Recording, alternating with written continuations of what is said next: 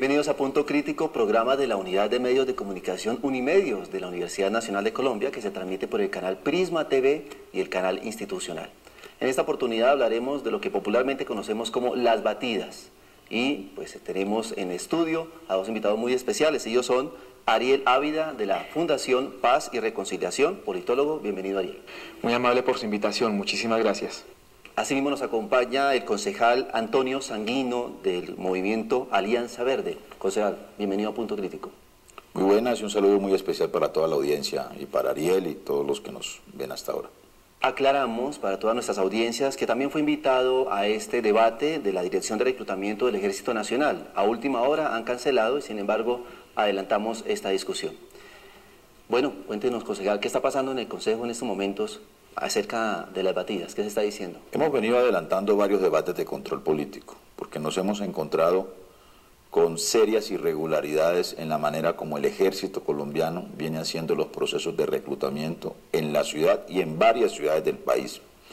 Hemos, por ejemplo, documentado 349 casos entre el año 2012 al 2014 de reclutamientos ilegales en la ciudad de Bogotá. Hemos tipificado 11 violaciones a la Ley 48 de 1993, que es la que reglamenta y regula los procesos de reclutamiento, y nos hemos encontrado con que esta práctica anacrónica, que ya todos pensábamos había desaparecido, esa suerte de cacería de jóvenes en los pueblos, en los municipios del país, cuando el ejército salía, ¿no?, a llenarnos de terror a todos nosotros en los procesos de reclutamiento, pues han vuelto a aparecer.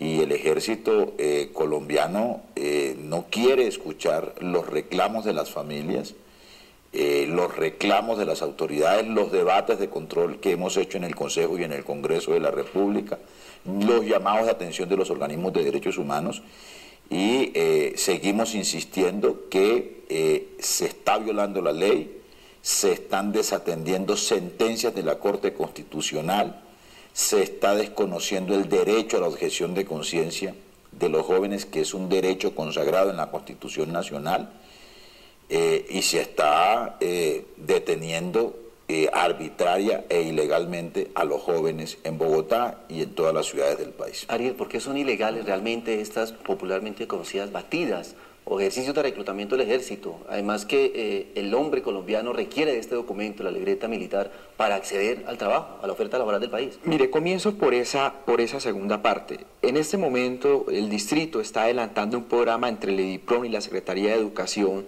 para el tema de darle una oportunidad de estudio y laboral a jóvenes que están cercanos a temas ilegales.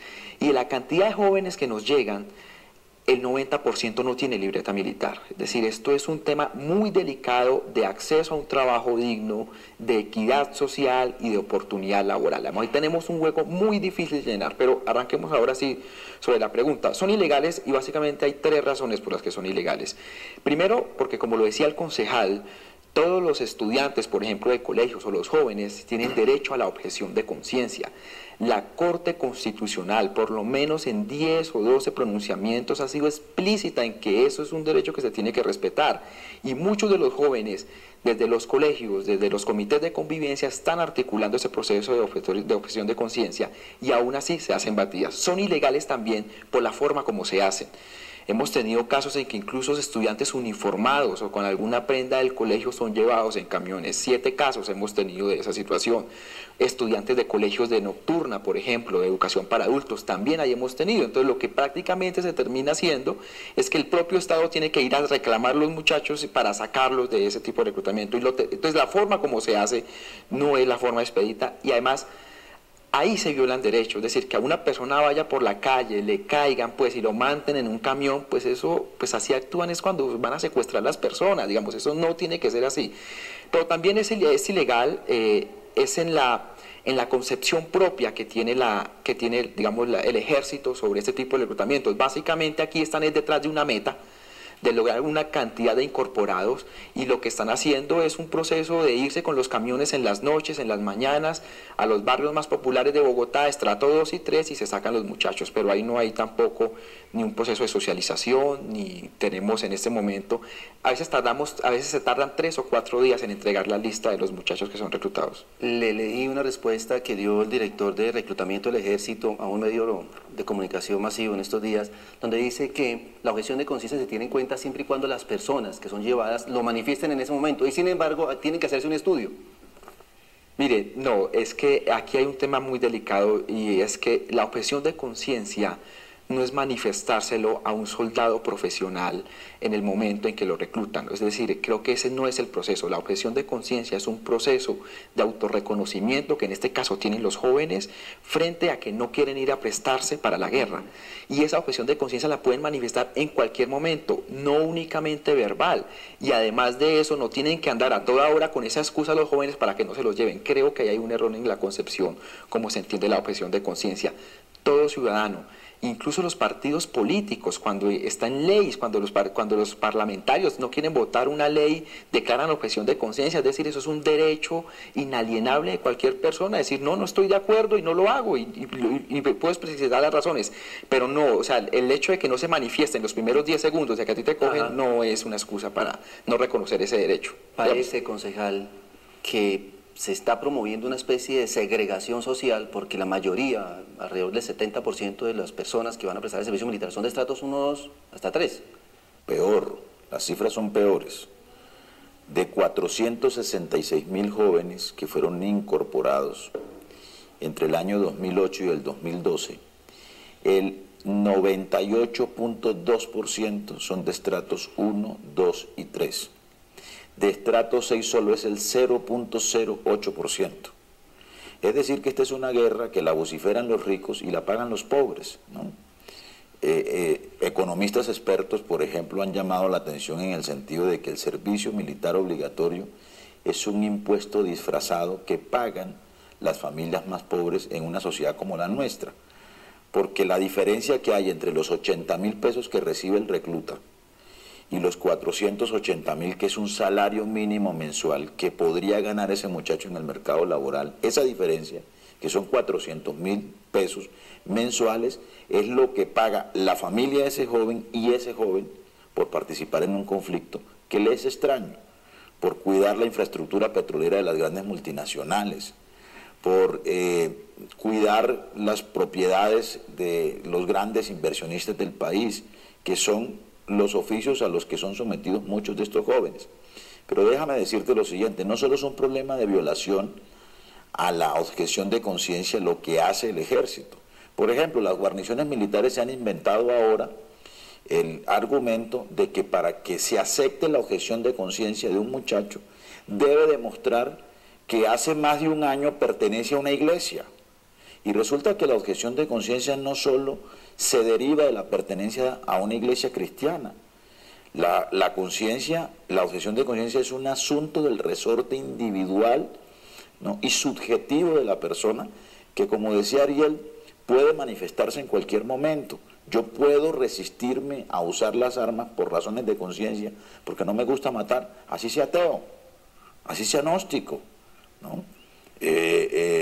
Gandhi, por ejemplo, para negarse a usar la violencia, no tuvo que demostrar que pertenecía a una iglesia, ¿no? Hace parte, digamos, el pacifismo es una convicción individual, pero además de eso, es que incluso para los que no son objetores de conciencia también se les viola la ley. Por ejemplo, se están reclutando muchachos que son hijos únicos, se están reclutando muchachos que son menores de edad, se están reclutando muchachos que son víctimas de la violencia y que están exceptuados por la ley 48, pero además la ley dice que nadie puede ser retenido en la calle si no ha resuelto su servicio militar obligatorio.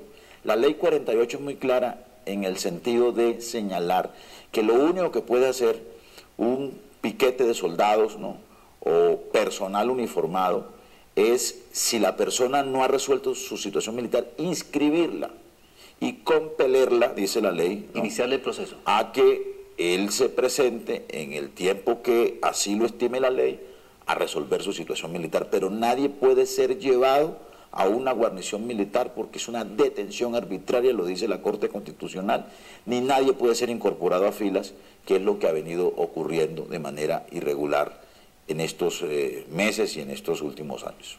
Siendo un poquito abogado del diablo, el mismo director de reclutamiento en el medio que les mencioné al inicio, decía al respecto que hay alrededor de 1.900.000 personas que son remisos y que si ellos se presentasen, pues no habría necesidad, entre comillas, puede uno llegar a interpretar eso que él dice, de hacer este tipo de reclutamiento ilegal. Es que fíjese usted que los que son remisos sí pueden ser conducidos a las guarniciones militares y ser incorporados a filas. Eso sí lo permite la ley, ¿sí? Mientras el presidente Santos cumple su promesa electoral de eliminar el servicio militar obligatorio, que fue una de sus banderas de campaña, y con eso, digamos, convocó a una buena parte de la mayoría de colombianos a que votaran por él y lo reeligieran como presidente de la República. Pero supongamos que él todavía no está a tiempo de cumplir su promesa de campaña electoral y que sigue existiendo el servicio militar obligatorio. La ley es muy clara, el que es remiso debe ser incorporado a filas, ¿no? Y el que no lo es, sencillamente debe ser inscrito para que resuelva su situación militar. Hay cosas irregulares como estas. Los colegios en el país envían, incluso en Bogotá, en la Secretaría de Educación, envían los listados a las guarniciones militares, a la división de reclutamiento de los jóvenes que están terminando su bachillerato para que resuelvan su situación militar, así sean menores de edad. Todos sabemos que los muchachos están graduando del bachillerato, de la educación media, a los 15, a los 16 años, ¿no? Y no debería ocurrir que las secretarías de educación envíen los listados cuando los muchachos son menores de edad, ni ninguna institución universitaria debería negarle el derecho a acceder a la educación superior a un joven que no haya resuelto su situación militar si es menor de edad. Entonces, aquí hay un conjunto de irregularidades. El ejército se siente, digamos, con patente de corso para violar la ley y para interpretarla a su acomodo. Y nosotros lo que estamos reclamando es que mientras existe el servicio militar obligatorio, se cumpla estrictamente la ley y se respeten los derechos humanos de los jóvenes de Colombia. Bueno, ¿qué está pasando con la Procuraduría y la Defensoría del Pueblo? ¿Cuáles son sus pronunciamientos? Mira, ahí hemos tenido, digamos, yo creo que en general hay un gran bloque de instituciones, de entidades, de concejales, de administraciones que están en contra de estos procedimientos. Y creo que se han pronunciado, particularmente la Defensoría del Pueblo ha tenido 3 pronunciamientos. Sin embargo, esto no ha hecho que el ejército deje de hacer estas batidas. Es decir, hay un problema muy limitado, digamos, hay un problema delicado en el sentido de que el ejército no lo controla nadie y que ha sido muy difícil llamarlo, incluso en los debates a consejo, envían los subalternos, no van los que tienen que ir y esto ha sido supremamente complejo. Pero quiero abonar algo a lo que dice el concejal. Incluso en el caso de los remisos, digamos que eso puede ser llevados a guarniciones militares, podrían ser objeto de algún tipo de sanción, pero incluso en esos casos yo pensaría que es posible la declaración de la objeción de conciencia, porque mire, desafortunadamente el tema del acceso a la libreta militar se ha convertido en un obstáculo para que los jóvenes de este país logren progresar. No acceden a un trabajo digno, no pueden acceder a educación y a toda hora andan escondidos en las casas o en zonas marginadas porque los piensan que los van a llevar. Ese problema lo tenemos y lo tiene Bogotá, pero lo tiene todo el país y es un problema que tenemos que solucionar. A nivel internacional, ¿cuál es la política de reclutamiento en otros países vecinos? Concejal. No, ha venido ocurriendo un desmonte progresivo del servicio militar obligatorio. Es que yo creo que también hay que abrir una discusión en el país sobre la validez o no del servicio militar obligatorio, incluso en circunstancias de conflicto armado como el que tenemos en Colombia. Y la necesidad de aumentar las filas. Sí, porque es que, digamos, incluso para enfrentar un conflicto armado como el que tiene Colombia, es mucho más eficiente un ejército profesionalizado que un ejército de reclutas incorporados mediante el servicio militar obligatorio. El servicio militar obligatorio además surgió, ¿no? Se lo inventó Napoleón, ¿no? En la época de expansión del Estado francés, ¿no?